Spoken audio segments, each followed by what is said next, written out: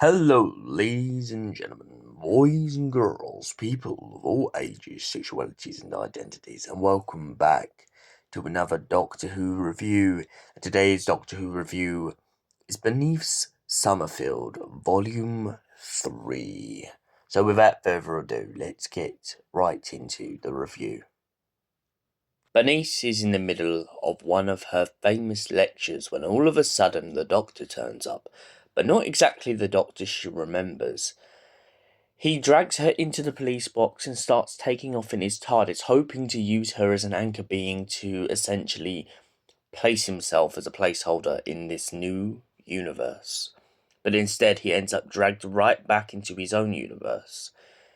And Bernice finds herself in a library where the desire for knowledge can be a very dangerous thing. The Doctor introduces her to a bunch of nuns and a bunch of different missionaries who have subsided in this library, each individual wanting different things from the library. Some wanting great writing like Moby Dick, or even some H.G. Wells. Whilst the nuns have a simple pleasure. They want the songs of an abbot long since passed.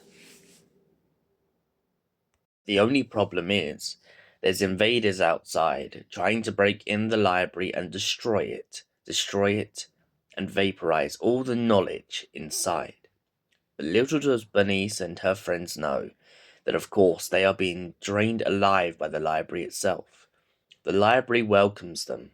It welcomes everybody. But why is it so welcoming? And that is what the Doctor and Bernice soon discover.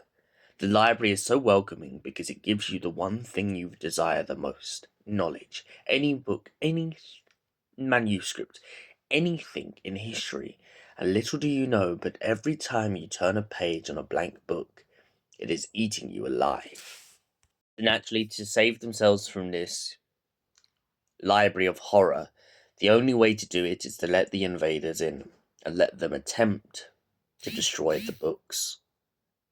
Whilst meditating, the Doctor suddenly hears a voice that he remembers, and so he decides to let the invaders in and escapes the library, but not without a couple of souvenirs, of course, getting the originals of each copy of the manuscripts people were after. Once inside the library, the beasts that waited outside to destroy all knowledge because they believe it to be evil get consumed by the library themselves. Second story, The Planet X, is a bit of a sequel to The Happiness Patrol in a way. The Doctor tells Bernice that she can choose any planet in the constellation of what is surviving of his broken universe, so she chooses Planet X. Even though he's insistent that the planet is boring, she decides to be determined to go to this planet regardless, believing that she can find something interesting to talk about after discovering whatever's on this planet. Planet X is completely controlled. They make a test that determines the intelligent from the unintelligent. Everyone on Planet X can't be too happy or too sad. They must be solemn. They must be middle. The citizens are scared into submission, and soon the Doctor learns why. There's only one place on Planet X where people can be at peace with their thoughts and not worry about being judged. The Sanctuary Garden. A garden of absolute thoughts and solemnness, with tranquility. The Doctor and Bernice make it their mission to hunt down the woman in charge of this whole operation and stop her from causing any more pain to the citizens of Planet X. The Doctor hunts down a member of this society's Gestapo and learns that he has been pretending to be the greatest criminal in order to lure unsuspecting victims and chuck them off of a cliff. The Doctor eventually gets absolute revenge on this individual later on by taking his device which cloaks him from the monsters that were constructed out of the clever people on the planet. Part 3. The Dark Thing. A whole planet where they're all too blinded by the sins of their own doing to understand exactly why their planet is being bombarded from above by a ship from another world. It turns out that Bernice is the only one who can hear it, and the Doctor seems too busy wandering about, playing with unicorns and talking with his new young friend to notice exactly what's going on. But soon even he starts to hear the bombardment, and he begins to wake up to the realization that something deadlier is happening outside the atmosphere of this whole planet.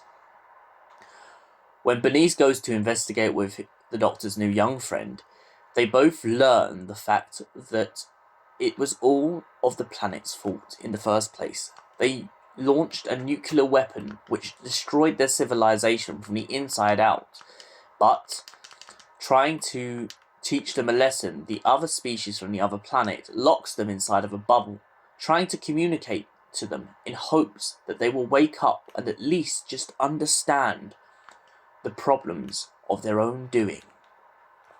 Eventually they do wake up, slowly but slowly, but by then it's almost too late. Luckily, by getting on the intercom, one of the Doctor's young new friend accepts her fate and points out that she is sorry to the species up above.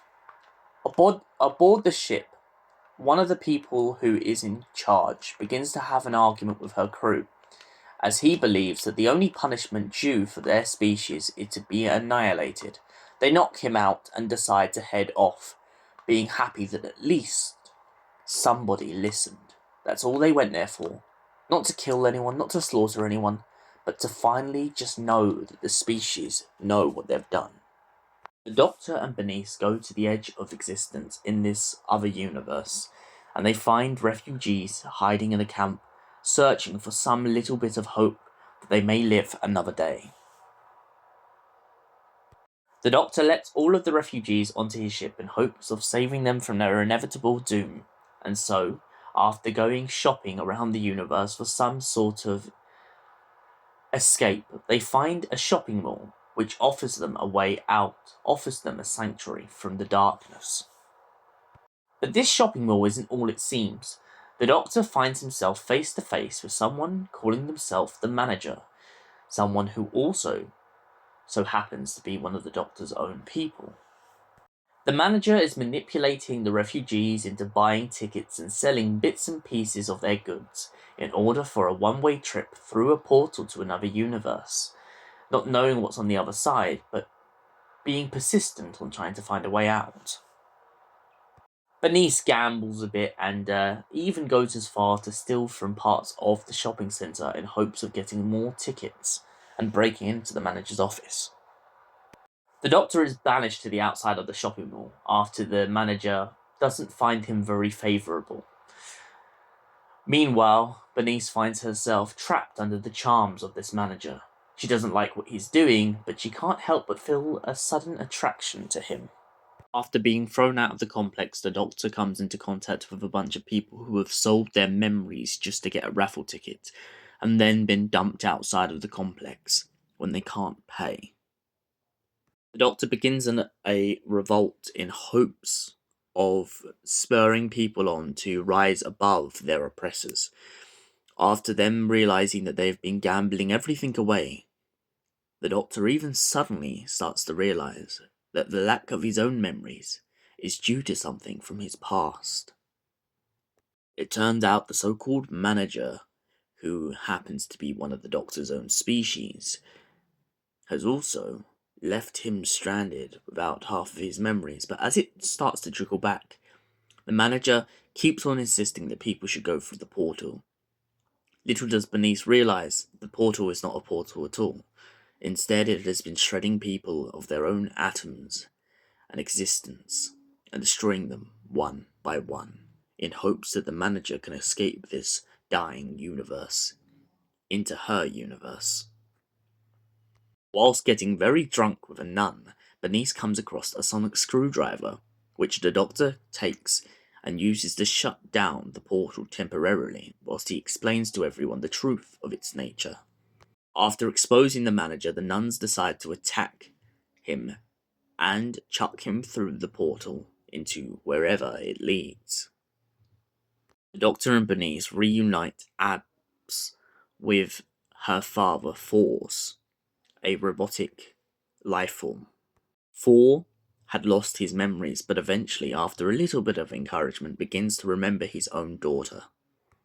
The Doctor then also exposes to everyone the fact that the universe isn't dying as much as they may think.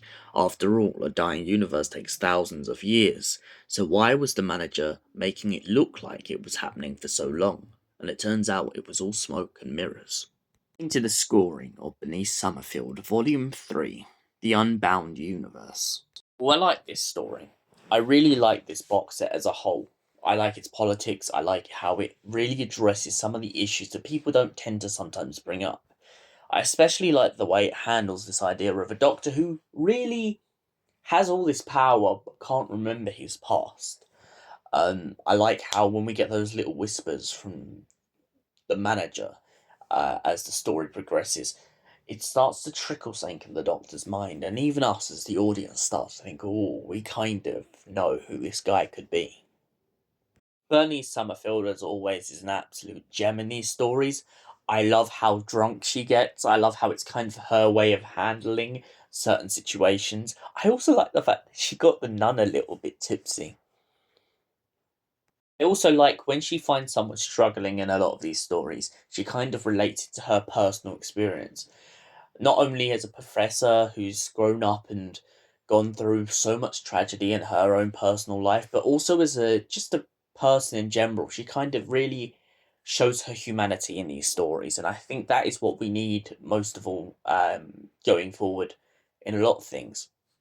It's this kind of sense of humanity and really showing people that we understand what they're going through. I also love David Warner's performance in this. How he's like, he really always reminds me personally. I've got to say, he reminds me a little bit of William Hartnell. Um, Not only because of like the grumpiness of his doctor, but also because of this really like justification of why he doesn't like things. He doesn't like the Planet X because he thinks it's boring. He doesn't like bullies because he just doesn't like how they treat people. And that really comes across in that scene that I mentioned before in Planet X, where he finds this guy who's a bit like the Gestapo, and he just likes taking advantage of people. And I like how um, David Warner really kind of iterates his idea of you are going to regret that later, and it doesn't matter how much power you think now. I'm going to prove to you later that that was a mistake. I also like David Warner's kind of zen moments in this when he kind of has like those moments of peace where I think it's in the dark where Bernice is going up to him and there's him just kind of mellowing out like this like Bernice is getting really agitated. She's like, I'm trying to warn you, the world is ending, and he's just like, yeah, Bernice, okay, okay. The manager as a whole, I really like how Mark Gatiss gets across in this idea of him being this sort of creepy incarnation, and I really like the way he's constantly manipulating people in these stories, especially once we get to the very end.